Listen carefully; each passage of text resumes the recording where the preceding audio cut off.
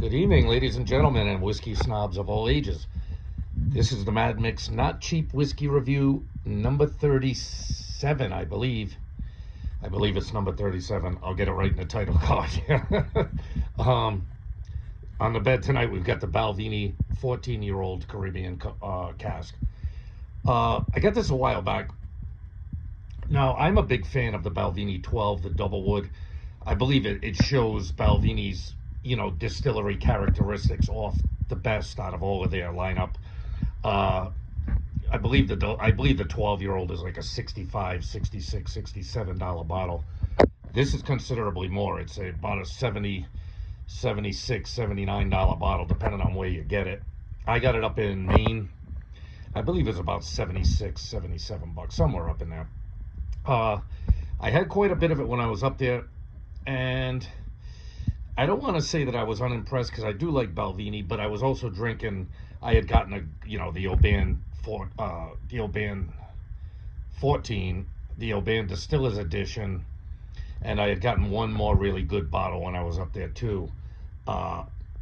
So I was kind of drinking them all, here and there, having a glass here and there, and I wasn't overly impressed with it at the time, but I haven't had a drink of it since we got back from Maine. And I wanted to do like a review on it, kind of cold and having not had any of it in a while. But I am a big fan of the Balvenie 12. I think Balvenie, when it's not finished, I think their 15-year-old is a sherry finish, but their 12-year-old is just a double wood. I think it's maybe virgin oak and used bourbon barrels. And like I said, the characteristic of the Balvenie distillery really comes through in that 12. And of course, when they slap a finish on it, depending on whether or not you like the finish, obviously with it being Caribbean casks, these are rum casks. So with that being said, let's get my snot up in it. And it's been a while since I had a glass, and maybe I'll be a little bit more objective about it. Yeah, you can smell the rum right off the rip. You're losing just about every other character of the Balvenie.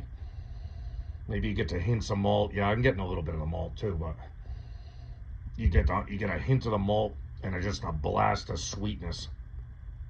Obviously rum is made from molasses or cane sugar, depending. Some Jamaican rums and some others use a dunder to impart some serious funk to them. But this just so with it being made out of molasses and sugar, obviously it's going to be sweet smelling and tasting. Most of you have probably had rum before, so yeah, you're just getting blasted by that rum and sweetness. It kind of overpowers that nice Balvenie maltiness. I don't know whether it's the malt they use or whether it's the yeast or the combination of both, but Balvenie is one of them distilleries I really like. Their natural, like the natural flavor and sense of their unfinished scotch. So with that being said, yeah, you're getting, you can see the color on it. It's got a good color. It's got some good legs on it too. I don't know if they'll come through that great. Probably come through a little better after I sip it. But it's got some legs on it. But with that being said, let me get some down the gullet and tell you what I think.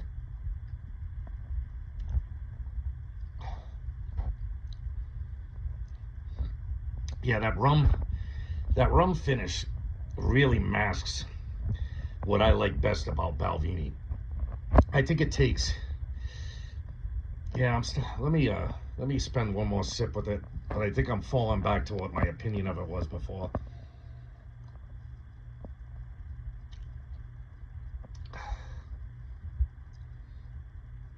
Yeah. All right. I don't think I need to spend much more time with it.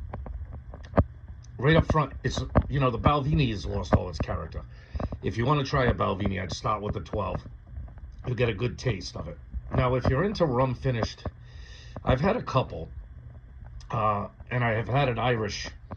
I think it was Tullamore Dew, the Irish whiskey that's finished in it's like Tullamore Dew XO, which is finished in rum cask. And I'm not really remembering. I have had another Scotch that's finished in rum cask, and I'm having to admit that I'm kind of shying away from rum cask finished stuff. I'm not a huge fan of rum, although I do like aged rum. Like if you gave me a Bacardi 8-year or something like that, I really enjoy the flavors out of that, you know. Or you know, I'm sure there are other rums with good age statements, nice aged rums, maybe that, you know, have used dunder in them that really have some funk and some floral and some fruity esters in it. But I'm not really impressed with whiskey sitting in a rum barrel. I don't think it imparts the kind of flavors I like. Obviously, as you know from watching this channel, I like it in wine barrels. Like, you give me a good sherry bomb, you know, like an Eberlauer or a Oban Distiller's Edition, or I'm sure even the Balvenie 15. You give me you know, and a lot of scotches are finished in sherry barrels, or at least matured in sherry barrels and married together with the ex-bourbon casks. I'm not really that crazy about rum finished stuff. I'm not saying this is a bad whiskey. I'm sure though, I got a friend at my social club who really likes this stuff, and it's good. I mean, it's a good whiskey. If you didn't, if I didn't know what Balvenie 12 tasted like and how much I like the character of the Balvenie malt, you know what I mean, then I would probably like this a lot better. But I feel like it's this just overpowers the natural flavor of the Balvenie malted flavor and profile, and smothers it in like a sugary, and not even a good sugary finish. Like, I don't know, there's something about the rum barrels that impart like a flavor I don't like.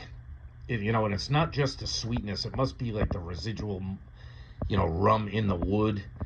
Rum does something to the wood in a used barrel that I don't like nearly as much as used wine casks. You know what I mean? So, the Mad Mix Not Cheap Whiskey Review, number 37, Balvenie 14 year. I think I'm going to drop this one down to like an 8.2, maybe even an 8.0. I don't hate it. I don't think it's a bad whiskey. But I'm not, maybe just rum finish stuff isn't my bag. You know what I mean? I'm thinking that might be the problem, because a lot of people probably like this, and it is a good whiskey. I'm not saying it's a bad whiskey. If you like rum, if you like rum finished scotch, you're gonna like this. It's a good, you know, 14-year age statement is no joke. This is a smoothed out, well developed scotch. But I'm just not really liking the rum finish, to be honest with you. And you know, I've never tried the Balvenie. You know, like I said, this is an almost $80 bottle. You know, so if I'm going to spend $80 on a bottle, I want to be blown away by it. This is not doing it for me. If you like rum finish, if you're a rum fan and you like scotch as well, perhaps you will like this. I'm not saying it's a bad whiskey. I'm not saying it's not a well-made whiskey. I'm just saying there's something in that rum finish that just doesn't do it for me.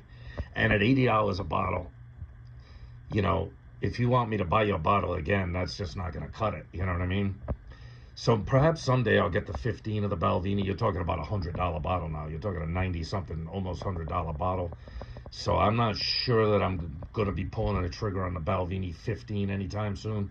But if I get a chance and I see it on sale somewhere in my travels, or I can get it a little bit cheaper, closer to maybe the $70 price range, you know, or somewhere in the 70s for the 15, I'll pick it up. But I doubt that's going to happen. Whiskey prices are not going down. They're going up, as everyone knows.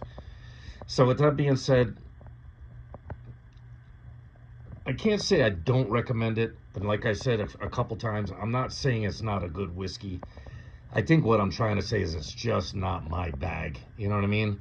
These rum finished, the Tullamore Dew rum finish, I didn't mind as much, but it didn't have as much, it didn't overpower the spirit as much as this seems to be doing.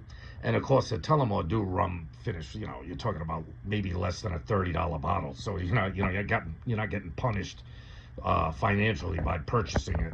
So with that being said, I don't know. I'll leave it up to you.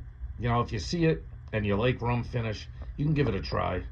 I just don't think that this particular scotch is for me, and I don't like saying that because, as I've said many times on this channel, I consider the Balvenie to be one of the finest scotches in the world. You know, that Balvenie 12 is a world-class scotch, and it is a delicious scotch, one that I enjoy very much. This one, it's just not my thing. All right, guys, you take care of yourselves. I'll see you on the next one. Later.